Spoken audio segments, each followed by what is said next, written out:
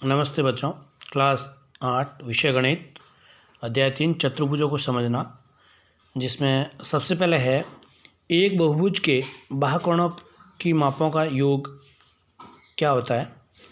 तो किसी भी बहुभुज की भुजाओं को क्रमागत आगे बढ़ाया जाए तो बने जो बाह्यकोण हैं उन बाह्यकोणों का योग हमेशा 360 डिग्री होता है। अतः बहुभुज किसी प्रकार का हो, समबहुभुज कोई सा हो, पंचभुजो, षष्ठभुजो, सप्तभुजो, चतुर्भुजो, त्रिभुजो, कितनी भुजाओं का बहुभुज हो, बाह्यकोणों का योग हमेशा 360 डिग्री होता है। एक बहुभुज के अंतःकोणों का योग ज्ञात करने का क्या सूत्र होता है। तो कितनी भी भुजाओं का बहुभुज हो, अंतःकोणों का जो योग है उसको ज्ञात कैसे किया जा सकता है। वो होगा भुजाएं जितनी भी है उस भुजाओं में से 2 कम करेंगे, यानी n-2 इंटू 180 डिग्री, ठीक है ना, जहाँ n होगा भुजाओं की संख्या। अगर यहाँ हमें प्रत्येक अंतःकोण का मान ज्ञात करना है तो प्रत्येक अंतःकोण का मान ज्ञात करने के लिए n/2 इंटू 180/n भुजाओं का भाग दे देंगे। और बाह्यकोणों में हमें प्रत्येक बाह्यकोण का मान ज्ञात करना है तो 360 डिग्री बटा n ऐसे ज्ञात कर लेंगे।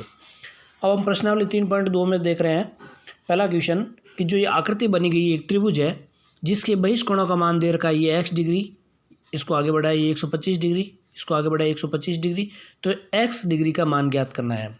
तो हम जानते हैं कि कोई सी भी आकृति हो बहिष्कोणों का योग हमेशा 360 डिग्री होता है। बहिष्कोण कौन कौन से हैं, 125 डिग्री, 125 डिग्री और x डिग्री, ये इसके बहिष्कोण हैं तीनों। तो इन तीनों का योग 360 होना चाहिए। तो इन जोड़ा हमने तो x तो जुड़ेगा नहीं, x तो x का एज इट इज रह गया, और 125 होते हैं 250, वो 250 इधर आएंगे तो माइनस के हो जाएंगे।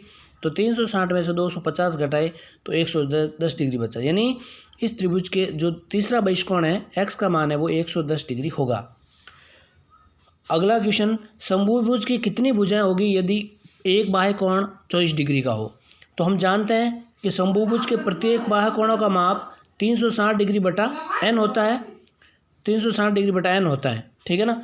तो दिया गया एक बाह्यकोण का माप 24 डिग्री है, तो 360 डिग्री बटा n बराबर 24 डिग्री, ठीक है ना। तो n का मान क्या आएगा, 360 डिग्री बटा 24, यानी 360 में 24 का भाग देंगे तो 15 आएगा, अर्थात 15 भुजाओं का समबहुभुज होगा। यानी अगर किसी समबहुभुज का एक बाह्यकोण 24 डिग्री है तो वो 15 भुजाओं का बहुभुज होगा।